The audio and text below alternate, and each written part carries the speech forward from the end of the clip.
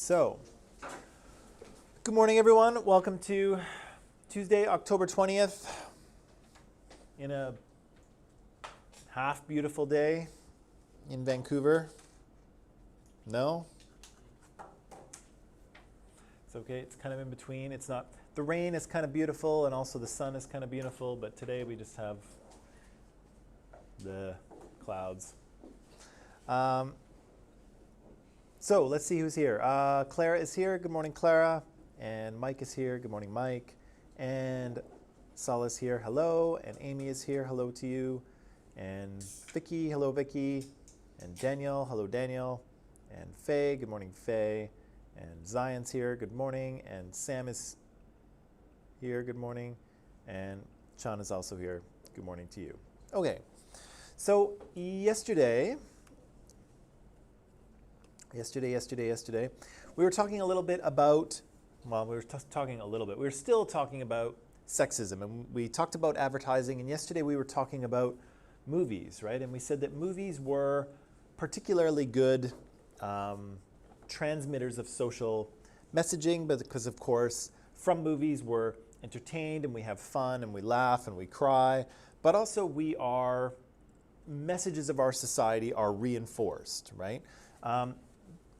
The reason that we connect with movies in the first place is because they resonate with us, right? They tell us something about society. Do you find that sometimes when you watch movies from another country, they're kind of weird, like they make less sense than movies from your own country, in some ways?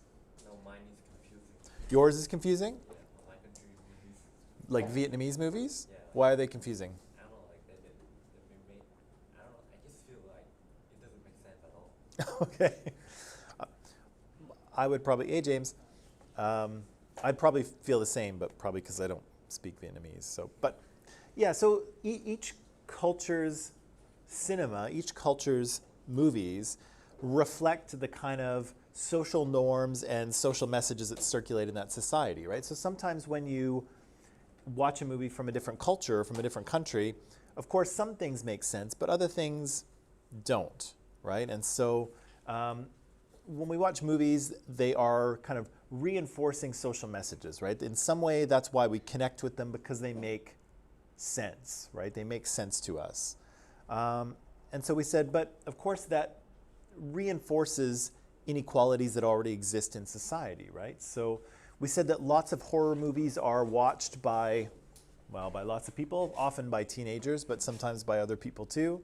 And in some of these movies, there are some problematic social messages, right? So sometimes we see sort of women being killed in a sexualized fashion. Often they're being killed by men, and often they're sort of selected for death depending on how well they fit into the norms of what a traditional good girl should be, right? So the bad girls, quote unquote bad girls, are often killed off first, and the good girl is the one who triumphs through to the end. And often she's reunited with her boyfriend or something, and so the man is also the reward for this as well, right? So we have kind of women being, we have violence against women, we have it being perpetrated by men, and we seemingly, in some cases, have it justified by whether these girls follow society's rules in terms of what a good girl is, right? And the bad girls are going to get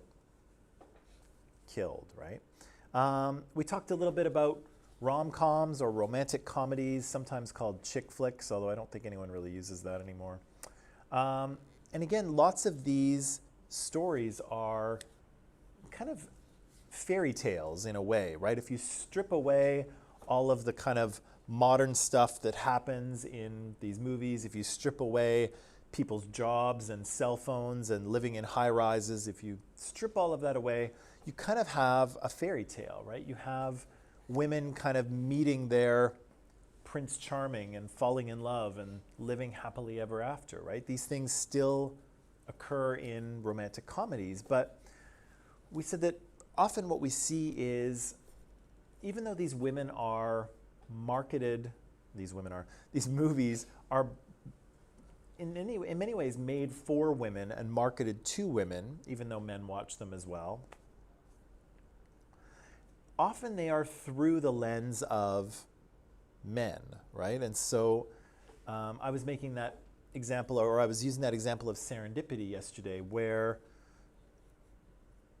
John Cusack's character, so the guy, is convinced that he should be with this woman, with Kate Beckinsale, even though she's just been proposed to by her boyfriend, right?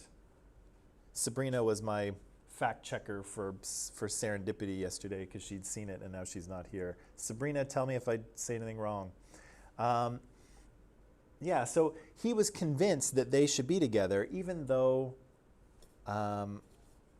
she was already engaged to be married, and he was almost about to be married. Yet he was so sure he was right, he was determined to throw away his relationship and destroy hers in order to make this thing happen, right? And she, of course, was not that convinced in the movie. She somehow needed to be convinced by him. And so we kind of made the analogy that lots of these movies have a bit of a Sleeping Beauty angle to them, and that the woman is living her life, but in a way, she's living her life in a coma, right? She doesn't really see who she is, or she doesn't really see, how great she is, or she doesn't really realize that her life could be so much better if only that dude was in her life, right? She somehow doesn't see it, and the guy has to show up and convince her, right? Because the guy knows, the guy sort of sees the whole picture.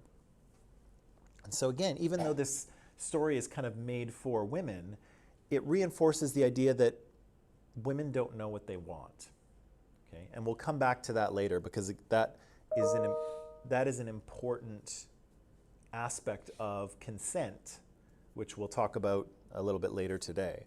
So yeah, it reinforces the idea that women don't know what they want, right? And men do, right? Men are the ones who truly understand what this woman wants and needs. And so here we have it played out in the sort of classic fairy tale. This is Disney's Sleeping Beauty from, 1968 or whenever it was made. It's an old one.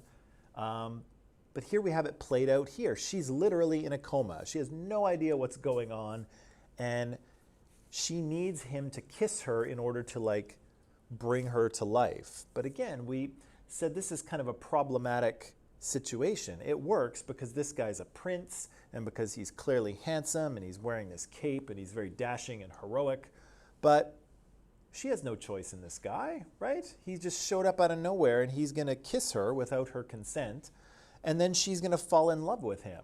And she has no choice in the matter at all, right? And so again, I get that it's a fairy tale, and there's magic, and it's not real. But again, what's the underlying message here?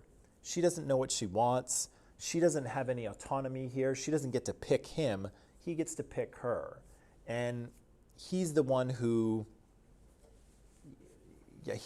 sort of controls this relationship. She is literally incapacitated. Right? So again, this is kind of I think a problematic image. The messages underneath it are a little bit weird when you sort of step back and try to understand it in more abstract terms. We talked yesterday about this idea of the Bechtel test, right? The idea that how many movies pass the criteria of having two female characters that talk to each other about topics other than the man, right? The man that's in the movie. And what we found, of course, is that not a lot of movies actually pass this very easy test, which is shocking because, again, women represent at least 50% of the population. Ladies, by the way, here in Canada, you're in the majority. I think Canada is 52% women and 48% men. So most of the people in Canada are women, and yet most of the movies, maybe not most, but almost half of the movies that show up in theaters don't have two women characters that talk to each other about something other than the guy, right? And yesterday, of course, my mind was blown when I discovered that, in fact, girls talk about things other than guys, right? I was totally shocked by that fact. I thought all you talked about I thought you just talked about us guys. I thought that was it.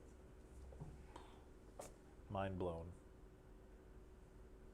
You're looking at me with a fairly blank expression. I'm being heavily sarcastic. Heavily, heavily sarcastic. Well, and that's, of course, right? Of course, girls talk about guys, guys talk about girls. Of course, of course, of course. But is that all you talk about? Definitely not, right? But a huge number of movies lead us to, would almost have us believe that that's all you talk about. And so, again, I ask you, who are these movies really, from whose perspective are these movies made? From women's perspective or men's? Yeah. So even the movies that are marketed to women, even movies that have women characters in them, are still told from a male perspective, right? We're seeing things through the eyes of men. Do I talk about this now or later? Maybe I'll just throw it in now just in case I don't come to it later. You'll talk about this in kind of art history if you ever take a art history course, but there's this concept of gaze, okay? G-A-Z-E. Do you know what that means? Gaze? Yeah, it's just a look, right? And so here what we're talking about is the male gaze. So the idea is that whose eyes are you looking through? Are you looking through a woman's eyes or a man's? And a perfect example of this, tell me if you've ever seen this. In a movie, let's say two guys are sitting in a restaurant or in a bar or something, right, in this movie, and in walks the girl, or a super hot girl, okay? And the camera like starts at her feet, and it pans all the way up, and then she like shakes her hair out in slow motion. Have you seen that shot? Yeah, you've seen that shot. That's a great example of the male gaze, right? Because that's actually a guy's eyes like checking her out from head to toe, right? So keep an eye out for that in movies about who do you think, whose eyes do you think you're looking through? Through the eyes of a woman or through the eyes of a man? And again, if you see something like that, that's clearly a shot through the eyes of the man, right? And again, in a situation like that, maybe it makes sense because the guys are sitting at the table and then they see the girl, and you know, maybe we're meant to understand that's what they're looking at, or that's how their eyes move. But look for it in other parts of movies too that aren't so much like that. But again, I would suggest that a lot of movies are shot through the male gaze. You see them through the eyes of a man, not through the eyes of a woman. If you take art history, you'll learn more about that. Right, so we moved on yesterday to this concept of misogyny, right, where we have prejudice against women, or a dislike of women, or even kind of anywhere from kind of like mean comments to sexist comments to outright violence towards women. All of those can be kind of wrapped up in this little package called misogyny, right? And so we said that you can find it very easily in media, you can find it very easily on social media, you can find it in movies, you can find it in television, and of course, you can find it in the Big Bang Theory, right? And so yesterday we watched about almost half of this video talking about the Big Bang Theory and trying to highlight for us places where misogynistic or sexist ideas and perspectives show up in this show, right? So let me see if we remember what we saw yesterday. So they talked a little bit about the Big Bang Theory. They talked a little bit about the history of misogyny in cinema, and they talked about two characters, right? They talked about Howard and they talked about Leonard. Does anyone watch Big Bang Theory, or have you seen even a few episodes? Nobody? Okay. Okay, so the video started out with giving us a bit of a history lesson in cinema, right? So they went right back to the 80s they talked about this 1984 movie, Revenge of the Nerds, right? And then they gave us a few more film examples, but what were they kind of talking about? They were talking about an adorkable misogynist, right? Which is kind of it's kind of a combination of two words, right? Adorable and dorky. What does it mean if you're dorky? Like a nerd, like a weirdo.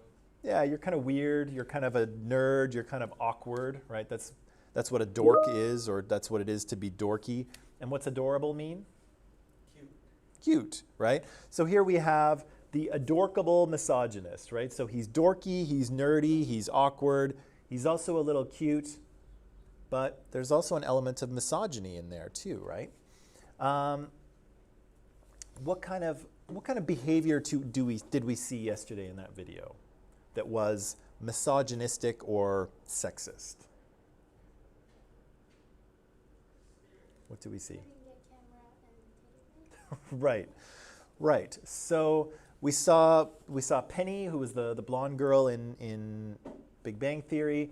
She makes a reference to Howard giving her a present of a teddy bear, but the teddy bear has a webcam in it, right? What do you think that webcam was for? Home security? Or stalking the girl. Stalking, right? So where do you normally put your teddy bear? In your bedroom. In your bedroom, right? And so Howard's going to spy on her, which is used for laughs in The Big Bang Theory, but what's that in real life? That's a crime, right? You're installing a hidden camera in someone's bedroom so that you can spy on them. That's a huge violation of privacy, and it is a crime, right? But here, because Howard is adorkable, right? It's like, oh, ha, ha, ha, right? What else do we see?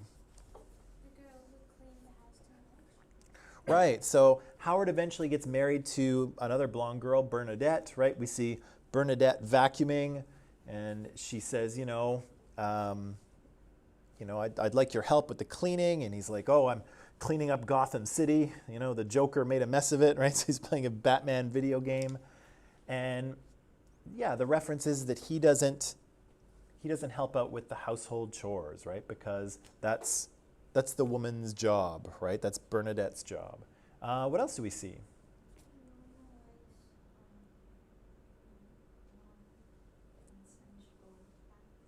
They normalize non-consensual acts. Yes. Do you remember any specific examples of that? One very specific one was when they were just, even the girl as well, she was joking, she said, oh, he was stalking her, and he eventually, without his way, convinced her. Right. So the question, Penny and Leonard eventually enter a relationship, and somebody asks Leonard, oh, how did you get this beautiful girl? And she says, oh, he just wore me down, right? He was persistent. And so what's your issue with that, Avera? He wore me down, so that she didn't want him to be with him at the start, and she didn't like his attempts at getting close to her, but he just never took no for an answer and persisted. So that's what they're saying is okay to do. Right. And we'll come back to that. I have another thing to say about that too, but you're definitely right. So these guys don't take no for an answer, right? When a girl says no, what does she mean? No. No, right? She doesn't mean keep trying until eventually you wear me down, right? People who are worn down don't say yes. People who are worn down say, get out of my face, or I'm getting a restraining order, right? That's what they say. What else do we see? What else do we see?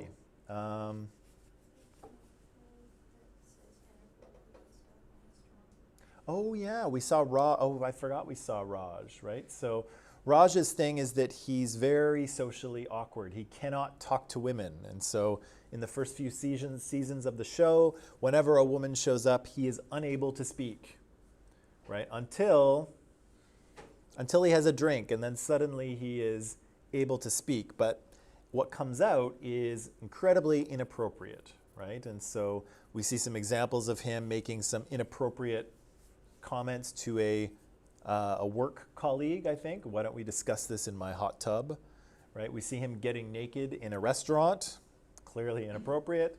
So again, we see, but well, the video will get to this. I won't say any more about that. So we see that. What else do we see?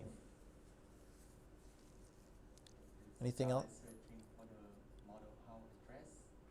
What's that? Like, Oh. searching for the model how to dress.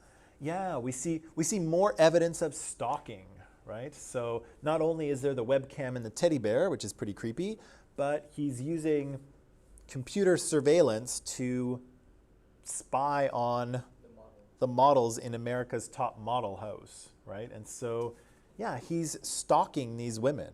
Is that cute or funny? No, right? Stalking is not cute or funny. It's actually incredibly invasive and frightening and also a crime, right? So you can't do that. But here, haha, how funny, right, that Howard has done that. And what about Leonard? What was Leonard's thing? What did they say about Leonard? So Raj was the inappropriate drunk. Howard was kind of the creepy wannabe pickup artist. And Leonard was? I think he was the one who nodded for their behavior, but didn't do something. Yeah, he was, I think they called him the nice guy enabler, right? What does it mean to enable someone?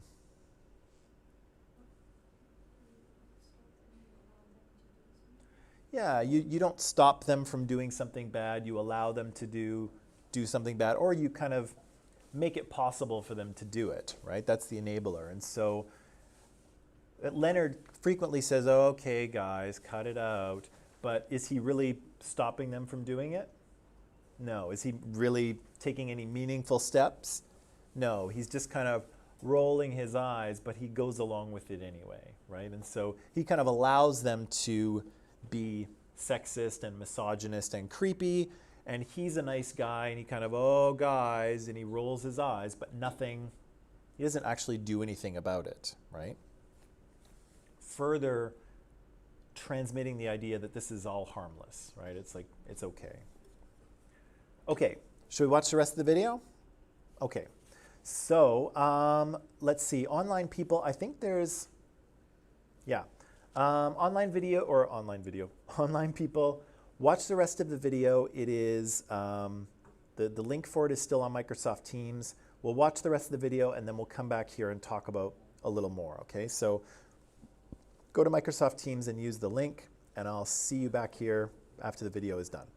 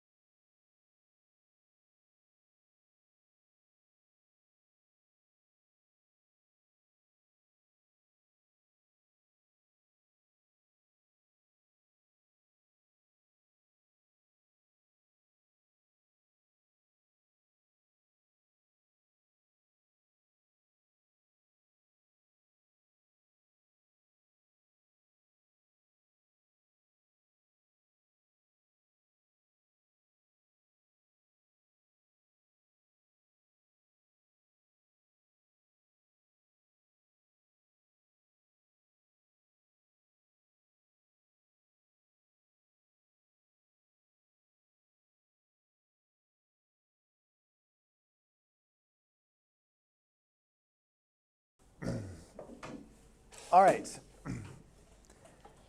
And we're back. So what else do we see here in terms of, whoops, I'm going to put this on the screen here. What else do we see in terms of social messages around women and men and sexist behavior? What did we just hear? Like in Big Bang Theory, sexism against women is okay. Yeah, it seems to be okay, right? It seems to be something to laugh at. And how do they make it okay? How do they make some of the things that come out of these characters' mouths? How do they make those things? How do they make them okay? Like the bunch of laughing. Okay, so a studio audience laughing at something is definitely helps, right? If the studio audience laughs, it tells you that it's funny, right? What else? Yeah, they use ironic lamp shading. What on earth is that? They point out the extreme stereotypes and prejudice or misogynistic jokes themselves. So they're like saying, "Oh, you can criticize us. We know we are being very extreme and misogynistic, but that's the whole point of it. It's funny." Yeah. Right. So it has to do with filmmakers or people making a television show using something that is racist or sexist or a cliche or too obvious, and they point it out, right? They say, we know we're doing this, ha ha, and then it allows them to do it. A great example of this is, and I wish I could remember exactly when it happens, has anyone seen Deadpool? Yeah. Or Deadpool 2? No? Okay. Okay. So I forget, let me know if you can remember at what point Deadpool does this, but of course he talks to the camera a lot, right? But I think he might do this in both of the movies, but in one point he looks at the camera and he's like, that's just lazy writing. Do you remember that? Yeah. Do you remember what it has to do with?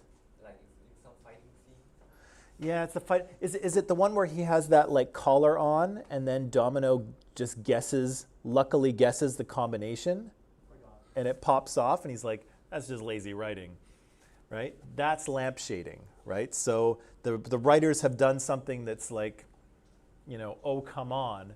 But then he points it out so it allows them to do it, right? Deadpool says, yeah, we get it. That's lazy. And then they move on, right? So they get away with it because it's lamp shaded, right? And so Deadpool does it very clearly. And here, in the Big Bang Theory, they do it as well, right? They make a racist joke, and then Raj is like, that's racist, by the way. And then they ha ha ha, and then they move on. So they get to use the racist joke. You get to laugh at it, but nobody has to be upset because they know it's racist, so it's okay, right? And the same thing happens with sexism. If they point it out, somehow they manage to get away with it, right? So again, lamp shading, you'll see this happen over and over again where something happens that's either really a cliche or it's, again, it's lazy writing or it's sexist or it's racist. And one of the characters will say, oh, that's racist or that's just lazy writing. And then you get away with it, right? Deadpool can have a plot point that's overly cliche as long as Deadpool says, yeah, we get it. We know that's too easy, but we're going to do it anyway, right? How else are they able to get away with this sexism stuff? How else do they get away with it?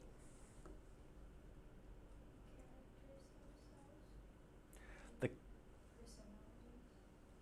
Because they're geeky, they don't understand, they're not masculine, so, they're not high in EQ, so they don't understand what it's like to be around a woman, so you can forgive them for not acting that way. Right. So have they created a binary opposition, right? On the one hand, they've put the super masculine jock guys, right? The guys that are masculine and tough and they're really good with women and they're really assertive and, they're players or whatever, or they're F-boys or whatever. They're those kind of guys. And then on the other side, there's these guys, right? The guys that are not very masculine, not confident, really awkward. And so suddenly it seems harmless, right? So when they say, they're going to go out to the clubs and, lock up your daughters and all that stuff, it's ridiculous coming from them, right? Because are those guys going to the club? No. Are those guys going to go out and like pick up women at the club? No. Raj can't even talk to women unless he has a drink, right? So there's no way that's happening, right? So it's made harmless by the fact that you see these guys as not capable of causing any harm, right? You see them as kind of, not able to sort of follow through with some of the things they say. But does that mean that the things that they do are entirely harmless? Or the things that they say are entirely harmless? No, right? So again, some of the things that these guys say and some of the things that they do, coming from the sort of super masculine guys, that would be really sexist and aggressive and threatening, right? But from these guys, it's framed, right? The show frames it to seem, silly or endearing. It's like, oh, of course, of course they couldn't, of course they couldn't do that. Of course they couldn't go out to the club and pick up women. These guys couldn't do that. Ha ha ha. And maybe that's true, but it doesn't mean that the rest of their behavior is not threatening or uncomfortable for women to be around, right?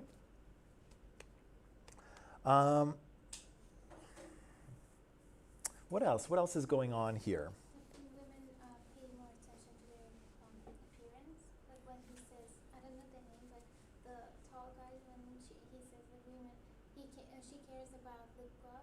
Right, right. So Sheldon's got some of the most sexist, misogynistic lines of all of them, right? Because the idea there is that he's super intelligent, but he's not very he doesn't have a good EQ, right? He doesn't have an emotional intelligence. And so he doesn't understand what he's saying, right? So he says things like, oh, women are always, where's my lip gloss? And, he thinks of them as kind of superficial, unintelligent, kind of silly creatures, right? And he has lots of comments to that degree, right? But again, he gets away with it because we know that the character doesn't get it, right? And so some people have suggested that Sheldon's character is kind of like on the autism spectrum, or he has Asperger's or something.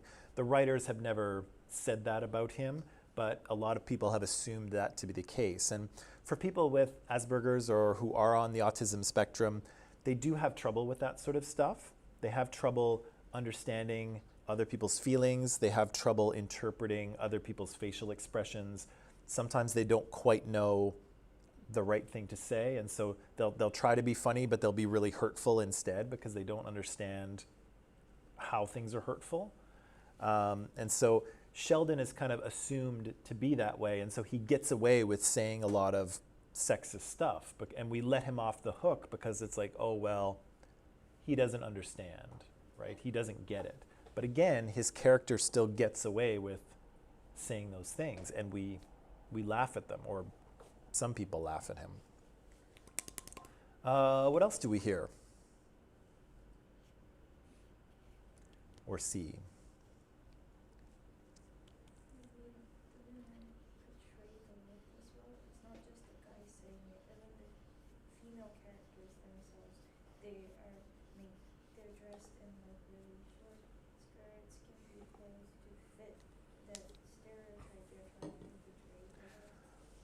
Right, and so who is this series made for, men or women?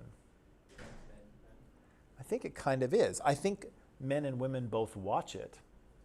There are certainly more male characters than females. Penny's character is, what's the purpose of Penny's character? She's kind of highly sexualized, right? She is, she's very beautiful, right? She's usually dressed in tight clothing. She's there for, Howard and Leonard and sometimes Raj to kind of like, oh, she's so pretty, right? To kind of drool over a little bit. Here's something interesting, though. All of the characters have names, right? So there's Howard. What's his last name? Howard. Leonard Hofstadter, Sheldon Cooper, Raj Koothrappali, and Howard. Shoot, I can't remember Howard's last name, but he has one. Penny has no last name. Penny has no last name in this show. She's just Penny. Do you think that says anything? Do you think that's symbolic of anything, that She's not important. she has no, yeah, but she is, right? She's a central character on this show. She's in, like, the four guys are there, but she's in all kinds of scenes with them, right? She's definitely in every episode to a significant degree. And actually they kind of like to, I've seen enough of the show, they like to put Sheldon and Penny together because they're so different that they create a lot of funny situations together because they're not matched at all, right? They're in opposition. But Penny's in the show all over the place, but she has no last name.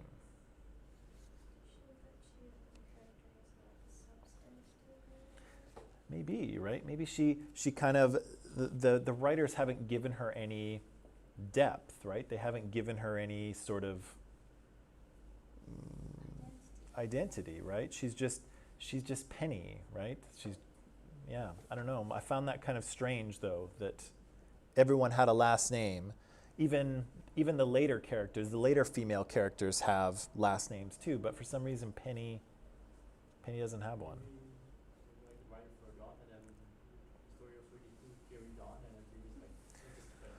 Well, I think that did happen. I think initially it just didn't come up, and then later on they decided to leave it that way. But I don't know, it's something to think about. There was something that happened on Seinfeld. We watched Seinfeld clips, and you know the tall guy with the funny hair, Kramer? For a long time he was just referred to as Kramer, and nobody knew whether that was his first name or his last name. He was just Kramer. And then eventually, so people started talking about it. And eventually it came out that Kramer was his last name.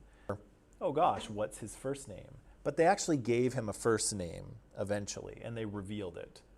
But so eventually he got a first name and a last name, but Penny never did. Penny never got a last name. And again, maybe it's accidental, maybe it doesn't mean anything, but maybe it does.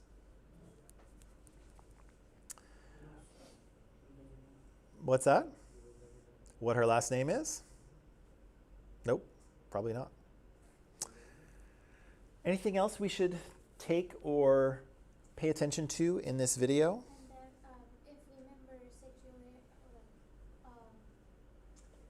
and if they were the victim, they were the ones who needed to apologize. Right. So if men make women feel unsafe or uncomfortable or offended, what do we see? We see she calls him out. So she says, Howard, you're being a creepy pervert. Stop it.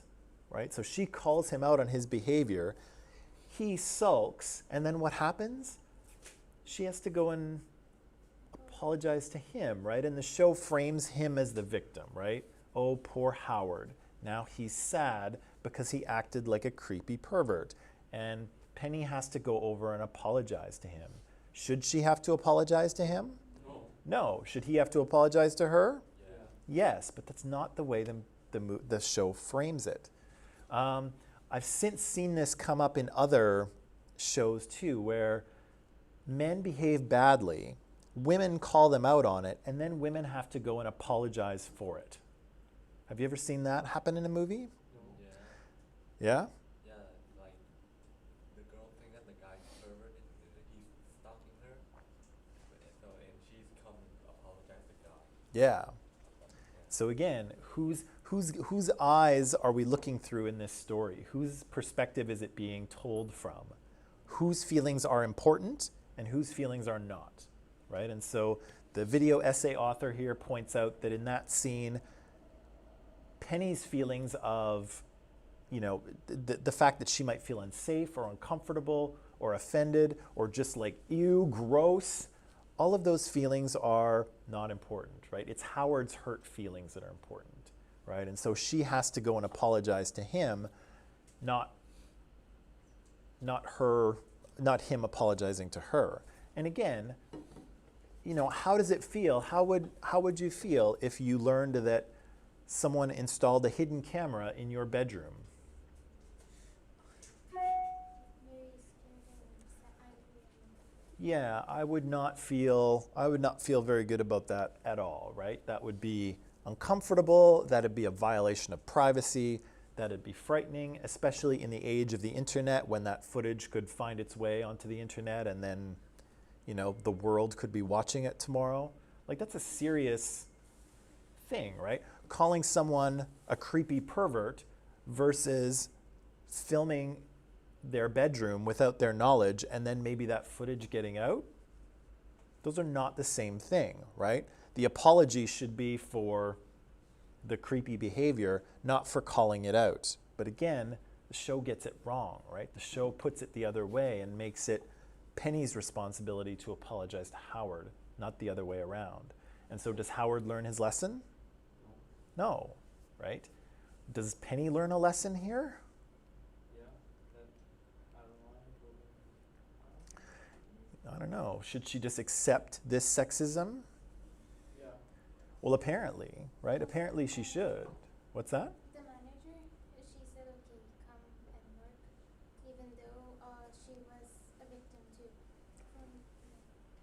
That was in the, Yeah. um, The tall guy, Sheldon, I think. yeah. Yeah, when she said, okay, your knowledge is good. Oh, right. And so I don't know if she's the dean of the department or the dean of the university. I forget who she is, but she's in administration at his college, right? He's a professor there. And so he behaves badly, and does he learn his lesson? No, she lets him off the hook. She's like, oh, I guess you're just quirky. It's like, maybe he is quirky, but that doesn't let you off the hook for saying sexist and misogynist things. Quirky is not an excuse, right? You can be quirky. It doesn't mean that you are entitled to be sexist or to say misogynistic things. And again, Sheldon gets away with some of the strongest misogynistic or sexist statements in the show because he's assumed not to get it, right? He's assumed that, oh, he just doesn't understand. But again, it's not an excuse, right? Especially for 99% of us out there. Anything else we should pay attention to here?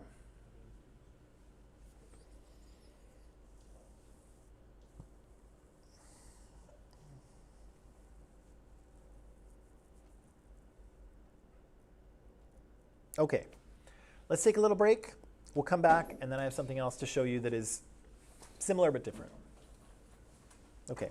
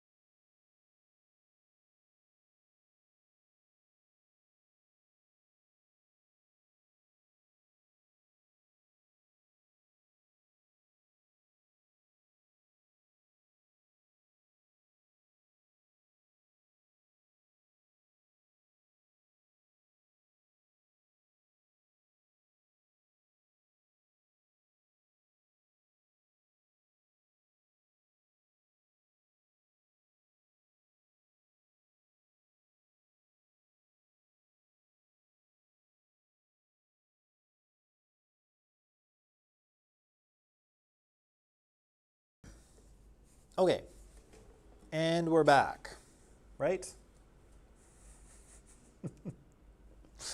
Okay, so as the author of this video essay showed us here, there are a lot of sexist and misogynist messages in this show, right? And it's problematic for a couple reasons, right?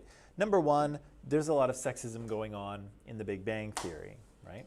The second reason why this is an issue is that it's meant to be funny, right? So the sexism occurs, but the message is like, oh, haha, it's not a big deal, right? It's laughable, it's mostly harmless. It's funny because? It is sexist and it is Right. racist. Sexism is funny, haha, right? That's the message here. And even though none of you have really watched the show, if you Google it, you will find out that it has been a wildly successful show, right? It's got I think 9 or 10 seasons worth of it, and it was a highly rated show when it was on the air for the past 10 years. And so that show is going to be on Netflix or Amazon Prime, or it's going to be shown in like reruns on TV until the end of time, right? So that show is going to have a lot of reach, right? It's going to connect with a lot of people. A lot of people are going to see it, and so it has the ability to transmit a lot of those messages because A, it's funny, but B, it's popular, right? And lots of people have watched it and will continue to watch it. And so again, it's an important, media is an important agent of socialization because again, it doesn't just happen once, it's going to happen over and over and over again, right? And all those scenes that we just saw in the video, people will watch for years to come, right? Millions of people will see this show and it will transmit those messages, right? And again, those messages are that, haha, sexism is funny, sexism is harmless, hee hee, right? Also, nerdy guys can't possibly be threatening or problematic, right? Which of course they can. Oh yeah, that's the video there. I also wanted to talk about this guy a little bit in terms of social messaging and sexism and influence on society and all those things. Anyone know who this guy is, even though I put his name up here? Anybody? Kang, do you know who this guy is? Daniel? Oh, he looks familiar. He looks familiar? He looks handsome. He does look handsome. He's a good-looking guy, is he not? Just like the guy in the little circle below him. Is the guy from Indiana Jones? Can't you see the resemblance? Don't laugh. You can laugh. It's okay. Yeah. So here is American actor Harrison Ford, right? So yes. So most notably, he's been Indiana Jones. He's been Han Solo, if you know him from Star Wars. He's been very popular, as you can see here. His films have grossed $5.1 billion in the U.S. and almost $10 billion worldwide, right? So his movies have been very popular, have had a lot of reach. People around the world have seen them. People in the U.S. and Canada have seen them, and people have grown up with his movies, and I include myself in that category. I kind of grew up in the 80s, I guess, and so, yeah, I love Star Wars. Like, I saw the last one, the Return of the Jedi one, in the theater when I was a kid, and I was a young kid, but thought it was incredible, right? And I saw Indiana Jones movies, and probably that's part of the reason probably why I went into archaeology in university, right? Was probably in part because of those movies. And so this guy had a lot of influence on society, on North American society, on cinema, but also on lots of young men who kind of looked to him as a kind of a role model in cinema, right? So again, just like The Big Bang Theory, Harrison Ford and his movies are powerful agents of socialization, right?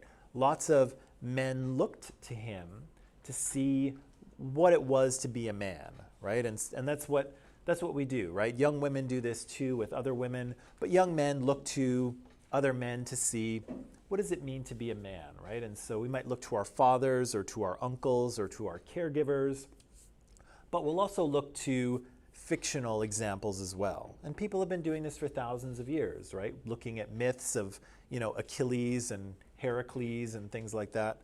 People have been looking to fictional stories for inspiration of what it means to be a man or a woman for centuries, right? But here it's still happening. And so, again, his films have been incredibly popular. Lots of his films are kind of action-adventure films, and so Star Wars, of course, fits into that category. The Indiana Jones movies are kind of action-adventures. He's been in quite a number of other ones. Blade Runner is the other one he's been in, and so he was in the original Blade Runner from 1983, and he shows up in the sequel with Ryan Gosling as well. So what is it, Blade Runner 2083 or whatever? 2049? Okay. Yeah, the recently released Blade Runner Harrison shows up in as well.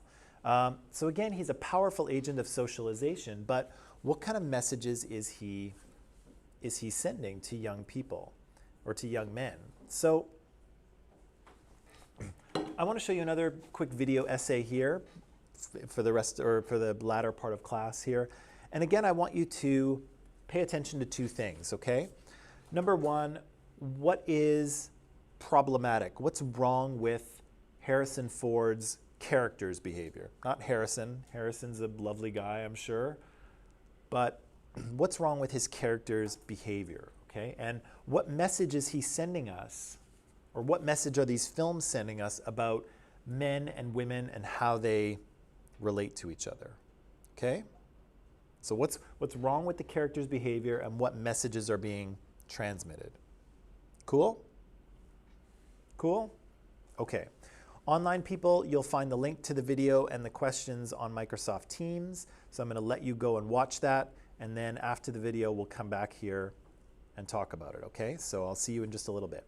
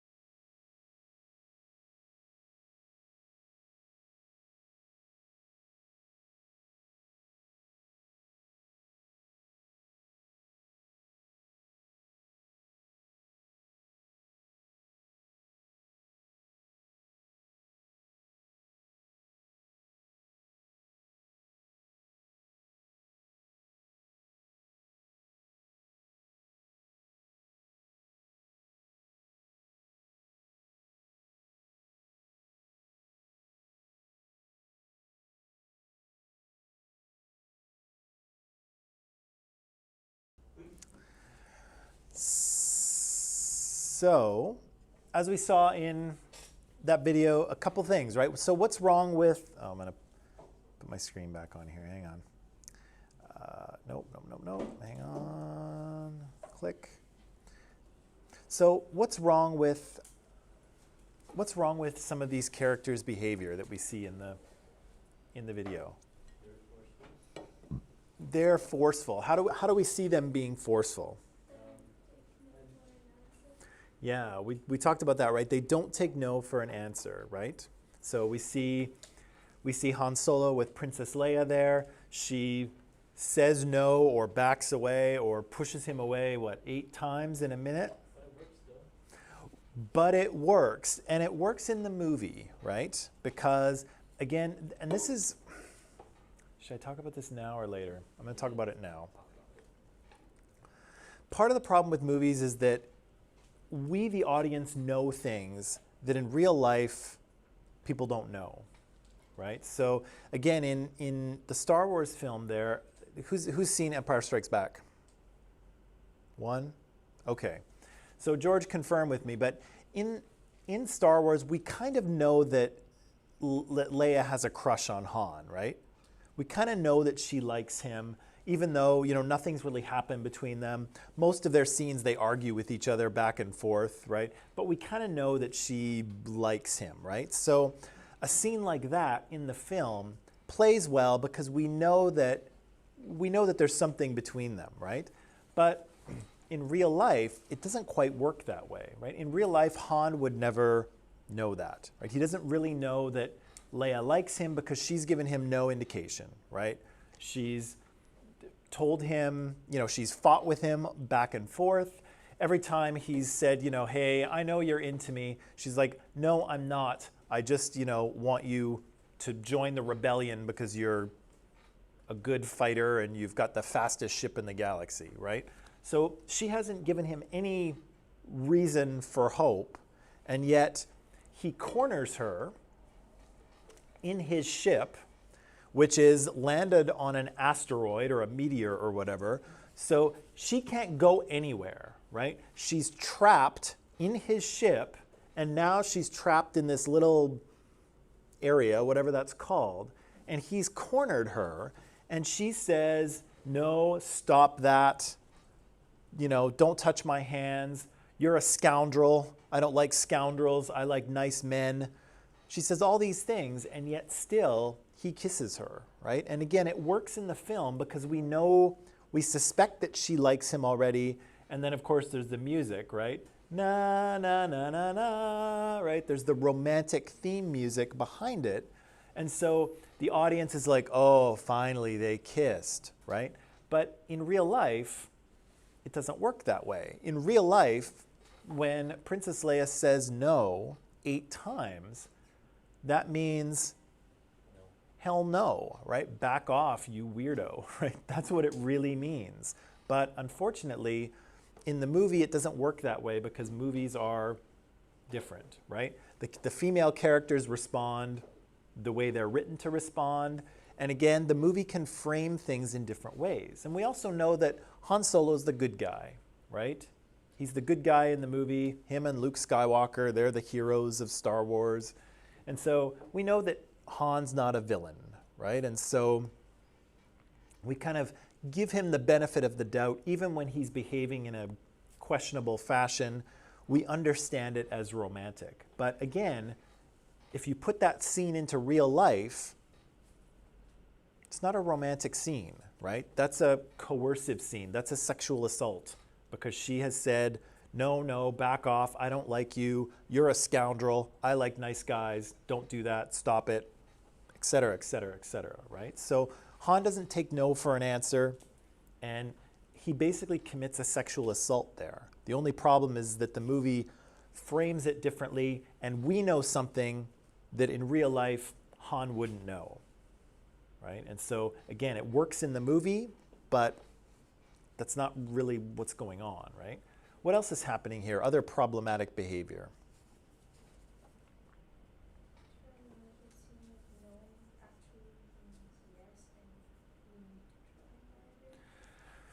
Right, so there's that message that no doesn't mean no. No means keep trying.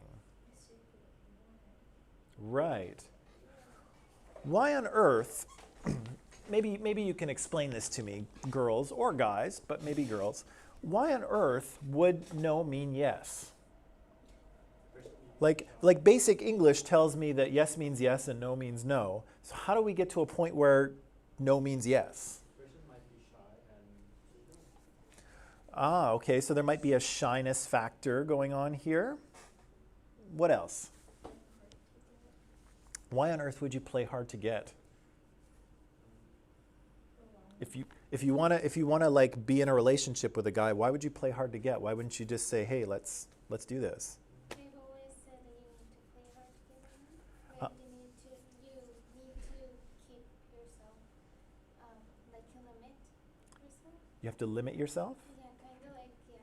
Okay, so there's some socialization at play here, right? Women are encouraged to play hard to get, right? They're encouraged to kind of limit themselves. Why is that?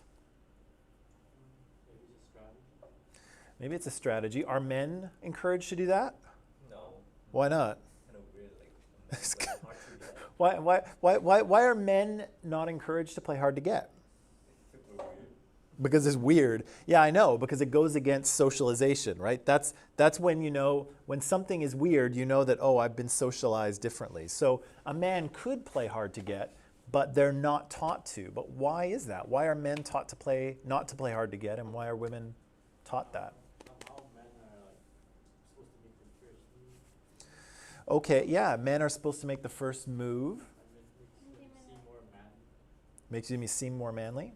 Because women are vulnerable and they need to like, you know what I mean? Like, Almost, but so women are vulnerable, but in what way?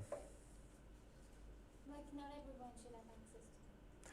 Right, yeah, women are encouraged to, you mean like in a sexual way? Or in just any way? Okay, so women are kind of encouraged to save themselves, right? To not just hang around with any guy who asks, right? They're supposed to be picky and choosy and play hard to get and limit themselves. Are they supposed to be promiscuous? Are they allowed to have lots of sexual partners in general? Not usually, right? What about men? Are you encouraged to have lots of sexual partners as men? No. No? Maybe? We don't know. We don't know? Okay. Okay, so we've got some different social messaging, right? We've got men and women are encouraged or socialized to interact differently. What else? Other bad behavior.